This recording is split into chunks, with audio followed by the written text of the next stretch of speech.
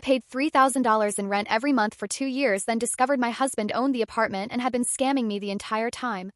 I grew up watching my parents build their sports nutrition empire from the ground up. Some might think being born into a wealthy family meant a life of luxury and ease, but that couldn't be further from the truth. My parents, especially my father, made sure I understood the value of hard work from day one. I can still remember the first time Dad brought me to the office. I was 7, wearing my favorite blue dress with tiny flowers, trying to look as professional as a second grader could. "Maya," he said, setting me up at a small desk near his office, "one day all of this might be yours, but you'll have to earn it, just like I did." Those words shaped my entire childhood. While other kids spent their summers by the pool, I was learning about inventory management and customer service. Mom sometimes worried I was missing out on being a kid, but I loved every minute of it. Company Richardson Nutrition became my second home. College flew by in a blur of business classes and internships at Dad's company. I worked in every department, starting from the warehouse up. No special treatment, that was our deal. The employees who'd known me since childhood watched with approval as I learned the ropes from the ground up. Through graduation, I dove head first into my role at the company. My days were packed with meetings, reports, and strategy sessions. Dating? That was a foreign concept. My college roommate Sarah used to joke that I was married to my job. Everything changed at the company's annual holiday party. I was running late, as usual, having stayed behind to finish some quarterly reports. When I finally arrived at the venue, the party was in full swing. That's when I saw him, James Cooper from our Denver branch. Tall, with warm brown eyes and an easy smile that made the exhaustion of my 14-hour workday melt away. "You must be Maya," he said, extending his hand. "I've heard so much about you." "All good things, I hope," I laughed, accepting his handshake. "The best, though they didn't mention you were beautiful." That night we talked for hours, about work, about family, about our dreams. He seemed to understand me in a way no one else had. When he asked for my number at the end of the night, my heart did a little flip. Through James' return to Denver, we started messaging each other constantly. Every morning started with his "Good morning, beautiful" text, and every night ended with long conversations about our days. It felt like I'd known him forever. One night, after a particularly long video call, I took a leap. "Why don't you transfer to the main office? We could be together and it would be great for your career." There was a pause on his end. "Maya, I can't. My family's here in Denver, my parents, my sister, my nephew. We're really close. I couldn't leave them." My heart sank a little, but then he added, "But why don't you come here? The Denver branch could use someone with your expertise." I sat with that thought for a day before approaching Dad in his office. "Daddy, I need your advice. What would you think about me transferring to the Denver branch?" I watched his face carefully as I explained about James. To my surprise, Dad just smiled. "I've been wondering when you'd ask. James has a good reputation in the company, and the Denver branch could use strong leadership. If this is what you want, I'll make it happen." 2 weeks later, I was standing in James's apartment in Denver, surrounded by moving boxes. "Welcome home," he said, wrapping his arms around me. I felt like I was exactly where I should be. The first meeting with his family came sooner than I expected. They all lived together in a modest 2-story house. His parents, Tom and Linda, his sister Rachel, and her teenage son Kyle. I was nervous as we pulled up to their house. "Your family must have a mansion," Linda said the moment I walked in. "This must seem so simple to you." I felt my cheeks flush. "Oh, no. Not at all. We've always lived pretty normally. No mansions or private jets. Just a regular house." "But surely, with your family's wealth," Tom started. "I've worked for everything since I was a kid," I explained. "Dad believed in earning your way. I'm more comfortable with simple things, honestly." I caught the disappointed looks they exchanged but tried to ignore them. Rachel, James's sister, just looked me up and down, eyeing my simple sweater and jeans. "If I had your money, I wouldn't be caught dead in anything but designer labels," she said with a smirk. I just shrugged, not knowing how to respond. James squeezed my hand under the table but said nothing to defend me. 2 months later, James proposed during a walk in the park. It wasn't elaborate, just us, a simple ring, and a heartfelt question. I said yes immediately. When it came to wedding planning, we had our first real disagreement. James wanted something extravagant, a huge venue, hundreds of guests, all the trimmings. "Babe, we don't need all that," I argued. "Let's do something small and meaningful." He eventually gave in, though not happily. We had a modest ceremony with just immediate family present. But I couldn't help overhearing Linda during the reception, whispering to her sister, I expected something much grander from someone with her background. All this, it's so plain. I pretended not to hear, but their words stung more than I wanted to admit. The ink had barely dried on our marriage certificate when the questions about housing started. We were having Sunday dinner at Tom and Linda's when they brought it up. It was a typical family gathering, Rachel texting on her phone, Kyle playing video games in the corner, and Tom watching sports on TV while we ate. "So, Maya," Linda said, passing the mashed potatoes, "have you talked to your father about buying you two a house? Something in the Cherry Creek area would be perfect. I was just looking at listings there yesterday. There's this beautiful 5-bedroom with a pool." I nearly choked on my water. "Actually, we're planning to save up and buy our own place." The silence that followed was deafening. Rachel's fork stopped midway to her mouth. Tom muted the TV and turned to stare at me. Linda's face froze with that artificial smile I was beginning to recognize all too well. They exchanged loaded glances that made me feel like I'd said something terribly wrong. "But surely your father wouldn't mind," Tom started, wiping his mouth with his napkin. "I mean, it's just natural for parents to help their children get started, especially when they're so capable." I cut him off, firmly but politely, sitting up straighter in my chair. "James and I want to do this on our own. We're both working and we can save up. I believe in earning what you have." James reached for my hand under the table, his palms slightly sweaty. "I support Maya on this," he said, though his voice lacked conviction. "Besides, my apartment is perfectly fine for now. I've been renting it for years and it's in a great location." Linda's eyes lit up suddenly like she just had a brilliant idea. She set down her wine glass with a little too much force. "Well, if you're staying in the apartment, Maya should pay the rent. After all, she makes quite a bit more than you do, James. It's only fair." I watched as my husband nodded in agreement a little too quickly for my comfort. "That makes sense," he said, not meeting my eyes. "It's $3,000 a month." The amount took me by surprise. Denver wasn't cheap, but that seemed high for our neighborhood. Still, I didn't want to create waves. Tension in the room was already thick enough to cut with a knife. "Sure, that's fair," I said, trying to keep my voice light. So our routine was established. Every month I'd give James $3,000 and he'd handle the rent payment. Sometimes I'd see him making the transfer on his phone, always quick to close the screen if I walked by. It went on like this for a while until one day a thought occurred to me while I was reviewing our monthly expenses. "Hey," I said one evening while we were having dinner in our kitchen, the sounds of the city drifting in through the open window. "Since I'm paying the rent now, maybe I should take over the lease. We could put it in my name. It would make sense for tax purposes." James's reaction was immediate and strange. He tensed up, nearly dropping his fork onto his half-eaten pasta. His face paled slightly. "No, that wouldn't work," he said quickly, his voice higher than usual. "I've been renting from Mr. Johnson for years. He trusts me. We don't want to mess with a good thing." Something about his reaction bothered me deeply, the way his eyes wouldn't quite meet mine, the slight tremor in his hands as he reached for his water glass. But I pushed the feeling aside like I'd been doing with so many little things lately. Life in Denver had fallen into a routine. I was settling into my role at the branch office, managing my team and having weekly video calls with Mom and Dad. On the surface, everything seemed perfect. But there was one issue that kept gnawing at me. It happened for the first time on a Tuesday. I came home from work early with a headache, only to find Linda and Rachel sitting on my couch, watching my TV, eating the expensive salmon I'd bought for James's birthday dinner. "Oh, Maya," Linda said, not even getting up. "We were just having a little snack." I stood there, key still in hand, staring at them. They had their shoes up on my coffee table, magazines scattered everywhere, and my kitchen looked like a tornado had hit it.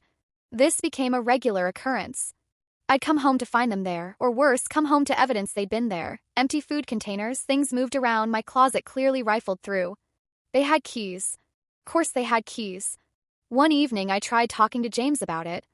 "Honey, don't you think it's a bit strange that your mom and sister just come in whenever they want?" He barely looked up from his phone.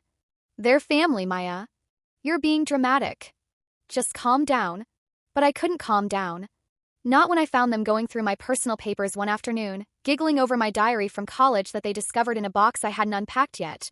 "We need to talk," I said firmly, my hand shaking slightly. "This isn't okay. You can't just come into our home without asking. You can't go through our things." Linda's face crumpled instantly. Tears sprang to her eyes like someone had turned on a faucet. "How dare you," she wailed. "After everything we've done to welcome you into our family. I knew you were too good for us with your fancy background." As if on cue, James walked in. He took in the scene. His mother sobbing, Rachel glaring at me, and me standing there in shock. "What did you do?" he demanded, rushing to his mother's side. "She's trying to keep us away from you," Linda cried into his shoulder. "She says we're not welcome here anymore." "That's not what I started, but James cut me off. "How could you treat them like this? They're my family." After they left, James turned on me. His face was hard in a way I'd never seen before. "You need to fix this," he said. "Buy them something nice. Really nice. And apologize." The next day I went shopping after work. I bought Linda a designer handbag she'd been hinting about, and Rachel a pair of expensive boots. My hands felt dirty as I wrapped them. When I delivered the gifts to their house, they accepted them with smug smiles. "We knew you'd come around," Linda said, not even looking at me as she examined the handbag. "These will do," Rachel added, trying on the boots. That night, James finally spoke to me again. "See? Was that so hard?" he asked, kissing my cheek. But something had changed, something I couldn't quite put my finger on yet. After the boundary incident, things got worse in ways I hadn't imagined possible. Linda and Rachel turned gift demanding into an art form. Every minor holiday became an occasion for expectations. "Maya, you know it's National Sister Thursday next week," Rachel would text. "I saw this beautiful Gucci bag."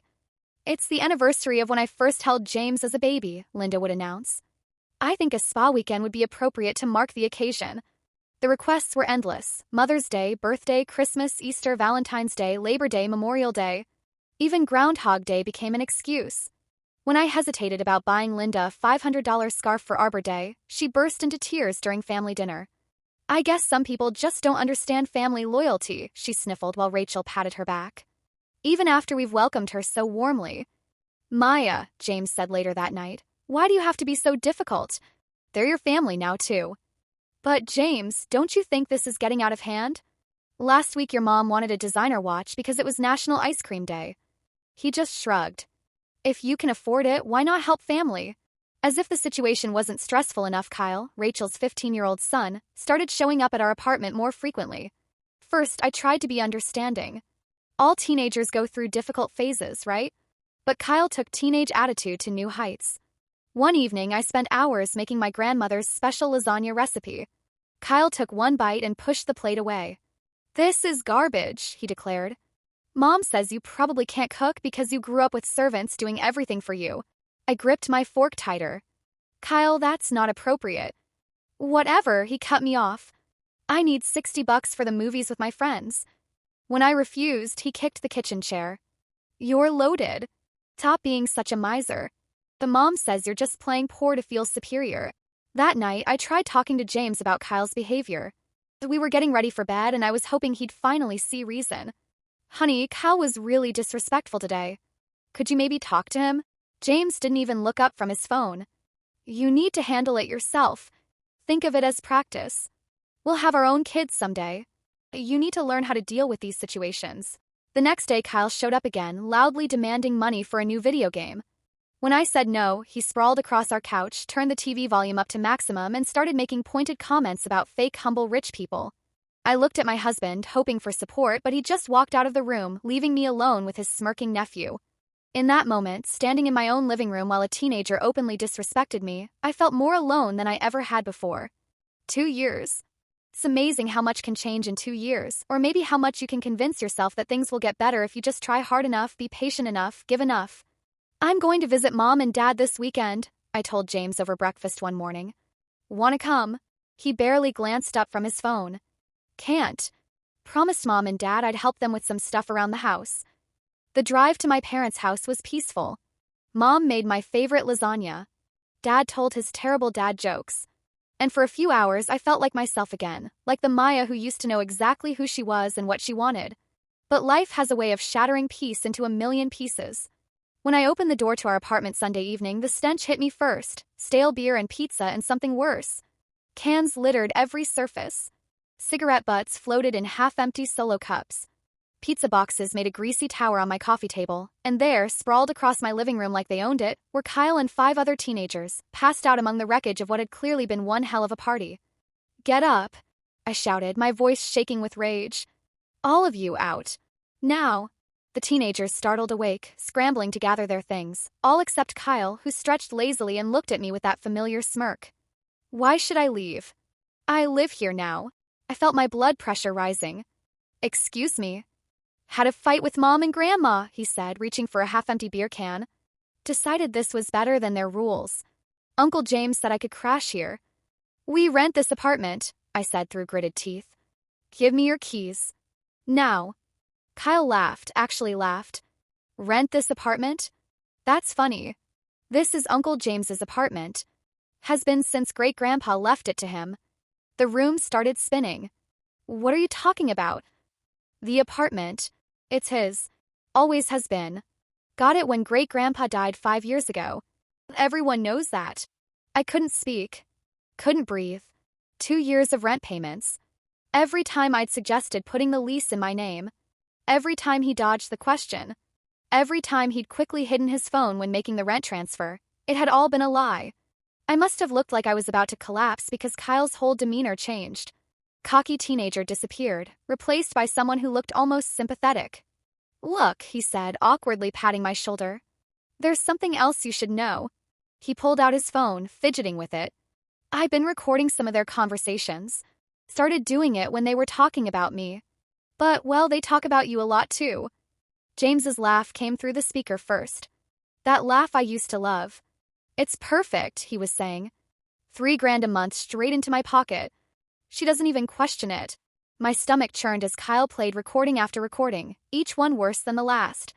Keep talking about family loyalty, Rachel was saying. She'll cave every time. Got a new Prada bag out of her last week. Just make sure you get her pregnant soon, Linda's voice again.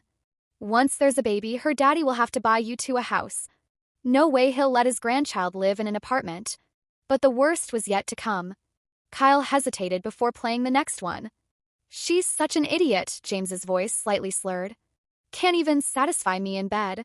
Thank God for Amanda and Julie, and what's her name from accounting. Just be careful, honey, Linda again. Don't let Maya catch you. At least not until we've squeezed every penny we can out of her. The phone slipped from my numb fingers. Kyle caught it. Could you, my voice cracked. Could you send those to me? He nodded quickly, tapping on his phone. I heard the notification sounds on mine as the files came through. Kyle stood up, gathering his things. The door, he turned back. I'm sorry, he said quietly. They're all snakes, you know. Always have been. Even Mom. He shrugged. Guess that's why they hate me so much. I can't pretend like they do.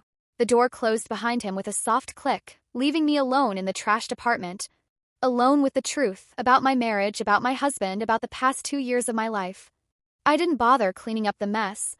Let it be a perfect metaphor for my marriage, a beautiful facade hiding absolute garbage underneath. Instead, I got in my car and drove straight to Linda and Tom's house, where I knew they'd all be having their Sunday family dinner. They were all there, exactly as I'd pictured them. James, Linda, Tom, and Rachel gathered around the dining table like some Norman Rockwell painting of family unity. The scene made me sick. Maya! Linda's fake smile appeared instantly. We weren't expecting you. How was your parents' house? I ignored her completely, fixing my eyes on James. Show me the rental agreement for our apartment. The room went silent. James's fork paused halfway to his mouth. What rental agreement? The lease. Show it to me. He recovered quickly, plastering on that charming smile I'd once loved. Oh, honey, you know Mr. Johnson doesn't do formal contracts. We've known each other for years. Mr. Johnson doesn't exist, I cut him off. The apartment belongs to you. Always has. Linda jumped in quickly, her voice high and nervous. Maya dear, would you like some pot roast? I tried that recipe you mentioned. Shut up, Linda. My voice was ice cold. They all stared at me in shock. I'd never spoken to any of them like that before. James, what have you been doing with my $3,000 every month for the past 2 years? He chuckled, but I could see sweat breaking out on his forehead. Come on, Maya. It's not a big deal. So I own the apartment. What difference does it make? We're married. What difference? I pulled out my phone. Let's see what difference it makes. The color drained from their faces as James's voice filled the room. It's perfect. $3,000 a month straight into my pocket. She doesn't even question it. I played recording after recording, their own voices condemning them. The plotting, the manipulation, the mockery. James's boasts about his mistresses. Linda and Rachel's schemes for extracting gifts. Their plans for getting me pregnant to secure more money from my father. When I finally stopped the playback, you could have heard a pin drop. James was ghost white. Rachel looked like she might throw up. Linda's carefully maintained makeup couldn't hide her terror. "I'm divorcing you," I said to James, my voice steady. "Expect the papers this week. If you try to contact me for anything other than the divorce proceedings, these recordings go public. I'm sure the business community would love to hear how you scammed your wife out of $72,000. I turned and walked out, their protests falling on deaf ears. I drove back to his apartment, and packed my things. Methodically. Efficiently. By sunset, my car was loaded and I was on my way to my parents' house. Mom and Dad were still up when I arrived. One look at my face and they knew something was terribly wrong. I told them everything, showing them the recordings. Dad's face grew darker with each revelation. "I'll handle this," he said when I finished. And he did.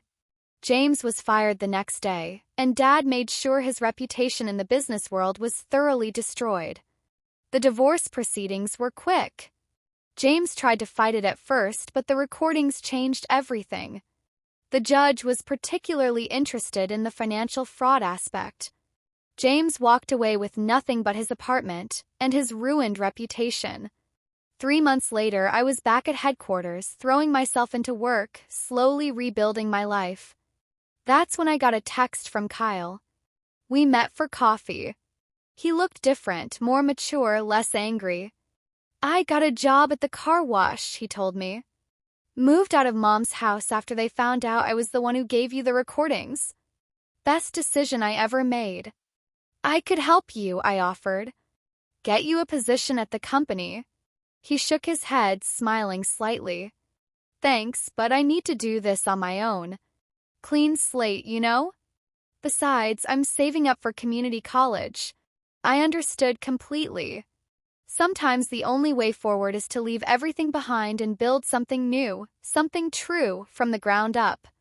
That night, I stood in my new apartment, my actual rental with a real lease in my name, and looked at myself in the mirror. The woman looking back at me wasn't the same person who fell for James's charm 2 years ago. She was stronger, wiser, and finally genuinely free. I picked up my phone and deleted their numbers one by one.